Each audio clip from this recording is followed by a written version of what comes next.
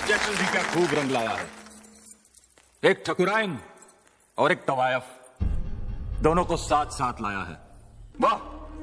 ये आप क्या कह रहे हो जमाई बाबू? जो आप देख रही हो बड़ी माँ, और जो सारा गांव देख रहा है, ये औरत जिसे ठकुराइन अपनी सहेली कहती है, एक बाजारू औरत है।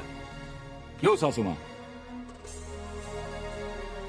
ये अब क्या सुन रहे हैं पार्वती? चुप क्यों हो तुम? जवाब दो। शर्मिंदा है। इतिहास गवाह है, ठाकुरों के संबंध हुआ करते थे तवायफों की गलियों से, लेकिन अब तो ठकुराइन भी रखने लगे कोठों की सहेलियां। ताज्जुब की बात है। बिना छुए नत उतारना इसे कहते हैं चंद्रमुखी। तमाशा शुरू तुमने किया था, खत्म हमने कर दिया। नहीं काली बाबू, अगर आप कर सकते तमाशा तो तवायफों की जरूरत ही क्या थी? उस बाजार में एक कोठा आपका भी होता। चंद्रमुखी! ये तो तुम भी जानते हो, सारा गांव भी जानता है कि तवायफ के कोठे पर रोशनी होती है तो ठाकुरों की वजह से, उनके घर में औलादें पैदा होती है तो भी तुम जैसे ठाकुरों की वजह से। आज चाहे तुम उन्हें बाजारू कहो, मगर उनकी रगों में खून तो ठाकुरों का ही है। साथ खड़े रहने से तवायफ ठकुराइन नहीं बन जाती। सच कहा आपने बड़ी माँ, बिल्कुल सच कहा।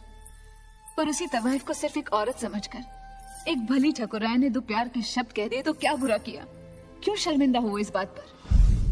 शर्मिंदा तो इन्हें होना चाहिए, क्योंकि उसी बदनाम मोहल्ले में ये भी जाते हैं जहां इनके पुरखों ने अपनी अय्याशी की निशानियां छोड़ी हैं।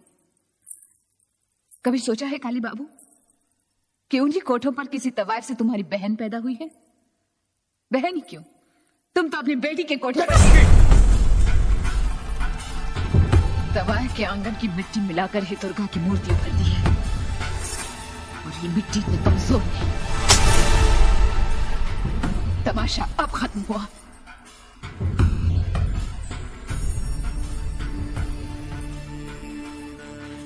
चलते हैं ठकुराइन, वापस उसी दुनिया में, शायद उस बदनाम मोहल्ले की रंगीन रोशनी में।